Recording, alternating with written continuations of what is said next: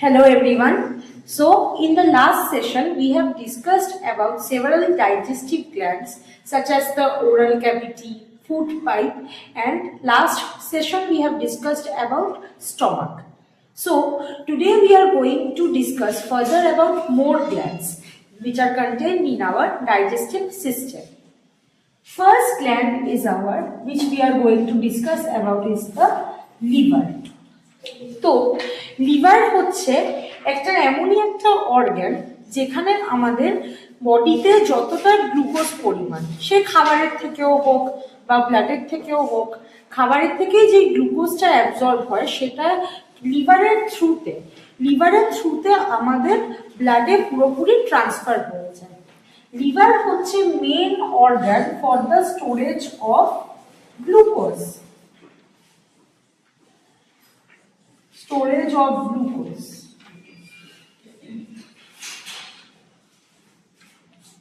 এবার আমাদের অনেকেরই এটা ধারণার চেয়েও বড় কথা, আমাদের অনেকের মনে কোশ্চেনটা অ্যারাইজ করতেই পারে যে লিভার কি গ্লুকোজ ডাইরেক্টলি স্টোর করে না ইনডাইরেক্টলি স্টোর করে বা কিছু একটা ফর্মে স্টোর করে।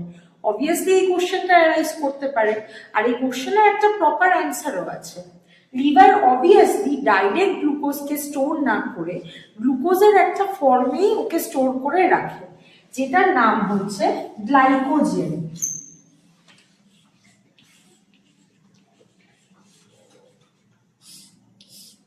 তাহলে লিভার গ্লুকোজকে আমাদের কি ফর্মে স্টোর করে? গ্লাইকোজেন ফর্মে। আর লিভার থেকে আমাদের এই গ্লাইকোজেন ফর্মটা আমাদের গোটা শরীরের ব্লাডে ছড়িয়ে যাচ্ছে।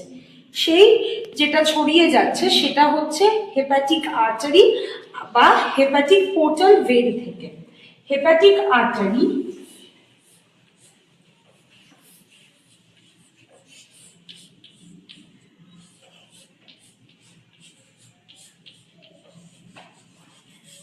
and hepatic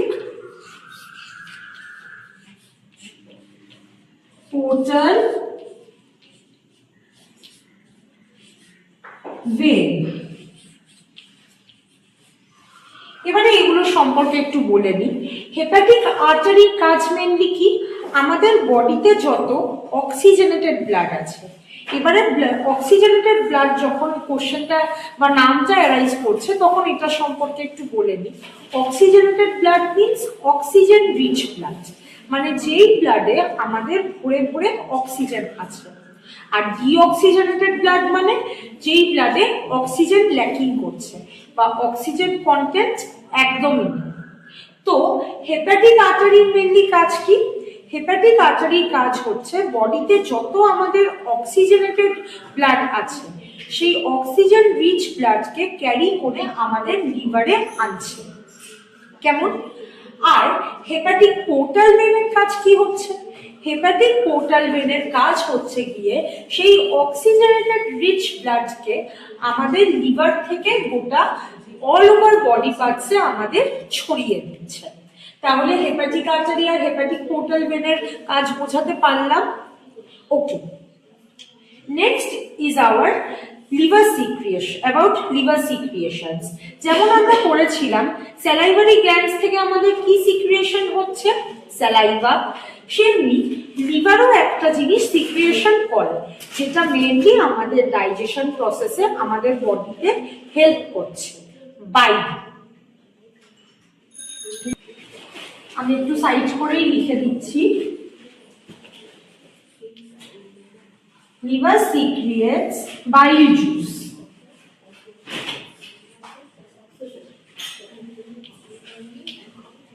এবারে বাইল জুসের মধ্যে কিছু বাইল পিগমেন্টস আছে, বিলিরুবিন আর বিলিভার্ডিন। Bilirubin and biliverdin. দেখবে আমাদের যখন মেডিকেল টেস্ট দরকার হয় লিভারের জন্য করতে, তো সেই টেস্টগুলোতে আমাদের কি হয়? আমাদের এই দুটো পিগমেন্টস কিন্তু মেনলি দেখা হয়। লিভারের বাইল জুসের যে পিগমেন্টস গুলো, যে আমাদের লিভারের কাজটা ঠিকঠাক হচ্ছে কিনা সেই জিনিসটা দেখার জন্য এই দুটো পিগমেন্টস আমাদের ব্লাড প্রোফাইলে কিন্তু দেখা হয়, বিলিরুবিন আর বিলিভার্জিন।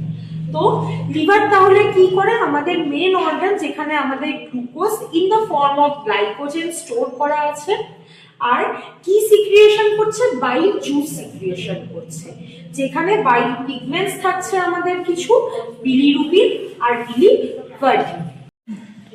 ঠিক আছে, লাস্ট আমরা পড়লাম লিভারের ব্যাপারে। এবারে আমরা একটু জেনে নেব প্যানক্রিয়াসের সম্পর্কে। তাহলে প্যানক্রিয়াস আমাদের কি? প্যানক্রিয়াস আমাদের বোথ এন্ডোক্রিন আর এক্সোক্রিন দুটো গ্ল্যান্ডস হিসেবেই কাজ করছে। এই জন্য প্যানক্রিয়াসকে বলা হয় it is both acts as endocrine as well as exocrine glands. Endocrine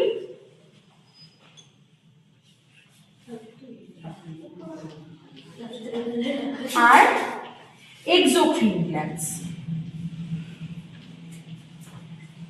মানে প্যানক্রিয়াসের কাজ মেইনলি হচ্ছে হরমোনস যে আমাদের শরীরে বিভিন্ন অর্গানস থেকে রিলিজ হচ্ছে সেগুলোকে ডাইরেক্টলি কি করছে? আমাদের ব্লাডে ট্রান্সফার করে দিচ্ছে। কিছুটা থ্রু ডাক্ট ট্রান্সফার করছে, যেটা প্যানক্রিয়াসের মধ্যে আছে ওইটাকে বলা হয় প্যানক্রিয়েটিক ডাক্ট, আর কিছুটা ডাক্টলেস ভাবে কন্ডাক্ট করছে। এই জন্যই ঠিক এই কারণেই মানে it acts as both for ductless and non ductless gland. মানে কিছুটা ডাক্টের থ্রুতে এরা হরমোনস ট্রান্সফার করছে ব্লাডে, আর কিছুটা ডাক্ট ছাড়াই এরা ডাইরেক্টলি একদম ব্লাড স্ট্রিমে কি করছে? হরমোনস রিলিজ করে দিচ্ছে। কেমন? আর এই জন্যই প্যানক্রিয়াসকে ঠিক এই রিজনের জন্য নোট করে রাখবে, প্যানক্রিয়াসকে এই জন্যই বোথ এন্ডোক্রিন অ্যান্ড এক্সোক্রিন গ্ল্যান্ডস বলা যেতে পারে। এই আর যেটা আমি মেনশন করলাম, প্যানক্রিয়াসের যে মধ্যে যে ডাক্টটা আছে ওটাকে আমাদের বলা হয় প্যানক্রিয়াটিক ডাক্ট।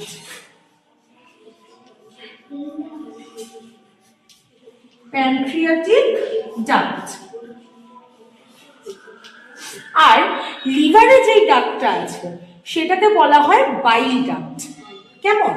আর প্যানক্রিয়াস লিভার আমাদের কি সিক্রিয়েশন করছিল? আমাদের বাইল জুস সিক্রিয়েশন করছিল। আর প্যানক্রিয়াস আমাদের যেটা সিক্রিয়েশন করছে সেটাকে বলা হয় প্যানক্রিয়েটিক জুস। তাহলে লিভার থেকে আমাদের বাইল জুস সিক্রিয়েশন হচ্ছে, আর প্যানক্রিয়াস থেকে আমাদের প্যানক্রিয়েটিক জুস সিক্রিয়েশন হচ্ছে, যেটা আমাদের ডাইজেশন প্রসেসে ভালো মতন হেল্প করছে। আমাদের খাবারগুলোকে কমপ্লেক্স সাবস্টেন্স থেকে সিম্পল মলিকিউলসে ব্রেকডাউন করতে এই কাজে আমাদের প্যানক্রিয়েটিক জুসটা কি করছে? কাজে লাগছে। এবারে আরেকটা আমি জিনিস বলি, লিভার থেকে যেই ডাক্টটা আসছে সেটা তো বাইল ডাক্ট বলা হচ্ছে, আর প্যানক্রিয়াস থেকে যেই ডাক্টটা আসছে সেটা প্যানক্রিয়েটিক ডাক্ট। এবার দুটো মিলে একটা যেটা ফর্ম করছে সেটাকে টোটালে মানে মিলিয়ে বলা হচ্ছে হেপাটো প্যানক্রিয়েটিক ডাক্ট। হেপাটো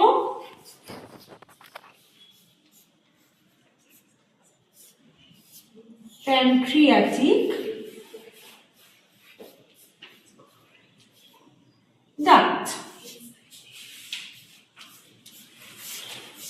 কেননা লিভারের আরেকটা নাম আমরা হেপাটিকও বলতে পারি, বা লিভারকে হেপাটো বলা হয়, আর প্যানক্রিয়াস থেকে প্যানক্রিয়াটিক জিনিসটা আসছে, তাই জন্য এই দুটো ডাক্টকে মিলিয়ে যেটা ফর্ম হচ্ছে সেটার নাম হচ্ছে কমন বাইল ডাক্ট বা হেপাটো প্যানক্রিয়াটিক ডাক্ট। তো লাস্ট পোর্শনে আমরা পড়লাম লিভার অ্যান্ড প্যানক্রিয়াসের ব্যাপারে। এবারে আমরা চলে আসছি আমাদের একদম last portion of our digestive gland, which is the intestinal portion.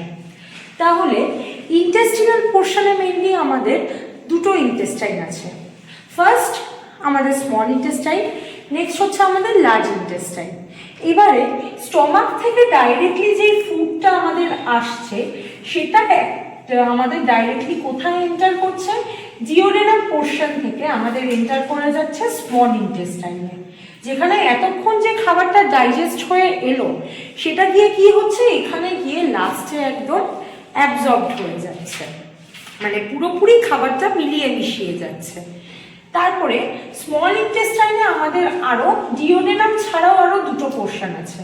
First portion হচ্ছে জেজিউনাম, যেটা আমাদের একটু আপার পোর্শনে আছে, আর নেক্সট পোর্শন হচ্ছে আমাদের ইলিয়াম, যেটা coil like structures inside the small intestine, যেটা আমাদের কি করে, আমাদের একটা জেজিউনাম আর ইলিয়াম মিলে যেই কাজটা করে সেটা করে হচ্ছে স্মল ইন্টেস্টাইনে যেই অ্যাবজর্পশন এরিয়াটা ওটাকে বাড়িয়ে তুলতে সাহায্য করে, যাতে আমাদের খাবারটা ডাইজেশন হওয়ার পরে খুব ভালোভাবে অ্যাবজর্ব হয়ে যায়, যাতে আমাদের বডিতে ডাইরেক্টলি নিউট্রিয়েন্টসগুলো গিয়ে ব্লাডের সাথে মিশে যেতে পারে। এটা কাজ মেনলি আমাদের স্মল ইন্টেস্টাইন করছে। তারপরে স্মল ইন্টেস্টাইনে খাবারটা পুরোপুরিভাবে অ্যাবজর্ব হয়ে গেল, তারপরে জিনিসটা কি হচ্ছে, জিনিসটা ডাইরেক্টলি চলে যাচ্ছে আমাদের লার্জ ইন্টেস্টাইন। লার্জ ইন্টেস্টাইনের মেন ইম্পর্টেন্ট ফাংশন হচ্ছে আমাদের যেই খাবারটা যেটা অ্যাবজর্ব হলো, কিছুটা আমাদের ডাইজেস্টেড পোর্শন থাকে আর কিছুটা থাকে আনডাইজেস্টেড পোর্শন।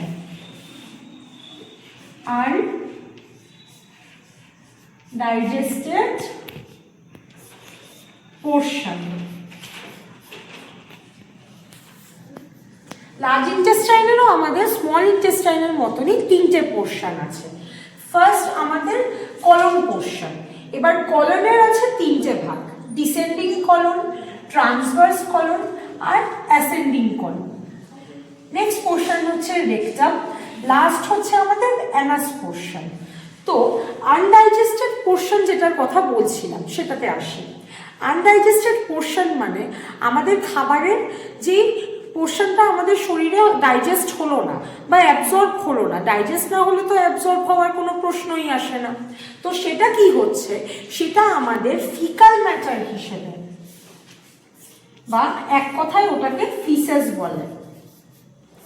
ফিসেস ফিসেস হিসেবে পুরোপুরিভাবে আমাদের শরীর থেকে ওটা বেরিয়ে যাচ্ছে লার্জ ইন্টেস্টাইনের থ্রুতে, রেকটাম হয়ে লাস্টে এই অ্যানাস দিয়ে আমাদের ওই ফিকাল ম্যাটারটা আমরা ওয়েস্ট প্রোডাক্ট বা সলিড ওয়েস্ট প্রোডাক্ট হিসেবে ওটাকে কি বলছি, বার করে দিচ্ছি। ফিসেস হচ্ছে none other than solid waste product which is produced in our body, that is removed through the anus portion. আরেকটা portion not so important but still I have to mention as it is there in the figure, that is the appendix portion. Appendix পোর্শনে as such আমাদের digestive সিস্টেমে কোনো important role অতটা নেই, তাই জন্য এইটার একটা বাস এক্সট্রা একটা এলংগেশন বা এক্সটেনশন হিসেবে থাকতে পারে আমাদের ডাইজেস্টিভ সিস্টেমে, বাট এটার কোনো ইম্পর্টেন্ট ফাংশন বা পোর্শন হিসেবে এখনো কিছু জানা যায়নি। So this was all about our digestive system. If you have any doubts, please let me know. Thank you.